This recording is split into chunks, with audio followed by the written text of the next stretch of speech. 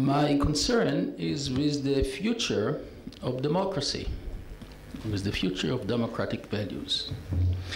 The complaint about the crisis of values usually comes from people who are worried that their values and lifestyles are being replaced by the values of other groups. But in the ethnically and religiously heterogeneous societies of the present, the complaint about a crisis of values becomes more substantial because of a wide perception that the larger coherences of the past have been shattered, that we have lost the possibility of sharing a common set of values. The dilemma we face now is not how to restore normative holism, not how to generate new comprehensive consensus on values. This, I believe, is an impractical objective. It is rather how we can live reasonably well with incoherent, eclectic assortment of fragments of ethical systems and multiple value perspectives. Can we marshal and inculcate in the generations to come the capacity to live with the uncertainties and the ambivalences that stem from irresolvable clashes of values? How can future generations live with the understanding that in a democracy, every individual can peacefully cultivate his or her dream of a perfect society, but no one is likely to see it extended to the larger society?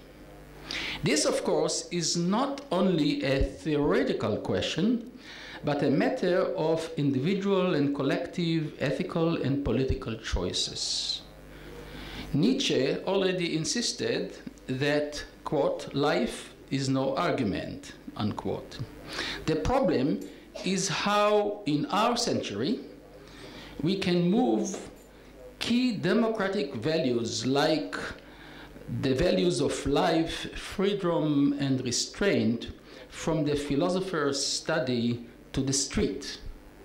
Professor Walzer stressed, I agree with him fully, that the problem is a problem of action. This task, however, has become considerably more difficult due to three major developments. The first is, with the massive rise of fundamentalism in the three religions, democracies face the dilemma of negotiating the coexistence between missionary and exclusive social groups that hold absolute values and regard compromise as betrayal of principles, and social groups that recognize the necessity of compromise in a world of conflicting values and incommensurable ways of life.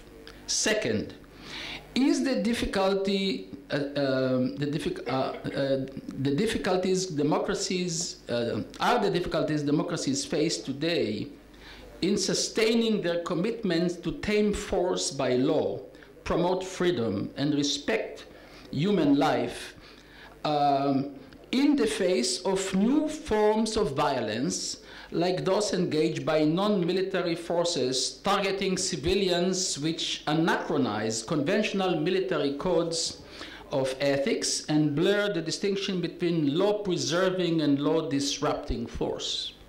Third, following the recent communications revolution, how can such democratic values as self-government and the transparency or accountability of power be protected in the context of a mass communications culture that undermines the self-confidence of the lay public in its capacity to distinguish facts and fictions, unstaged and staged reality, or substantive policy decisions and mere fleeting political gestures?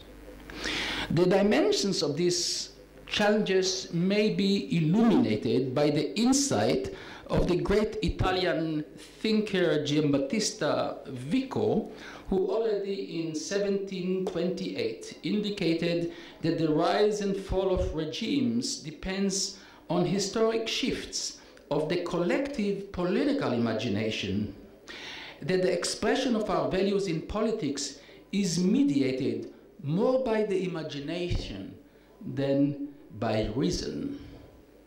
He insisted that believable impossibilities have more influence in shaping political behavior than distrusted possibilities.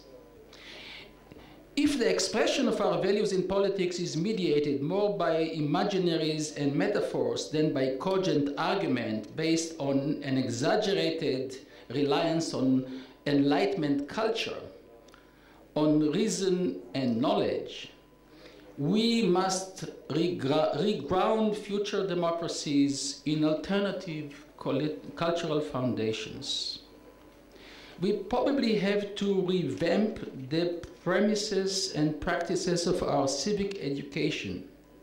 We need to rely more on exposing different groups to each other, and we need to use more deliberately the arts and the mass communications technology as means to cultivate the capacity of the young to live by more inclusive imaginaries of self and community, and with richer emotional resources to handle ethnic, religious, and, no less important, aesthetic differences. Thank you.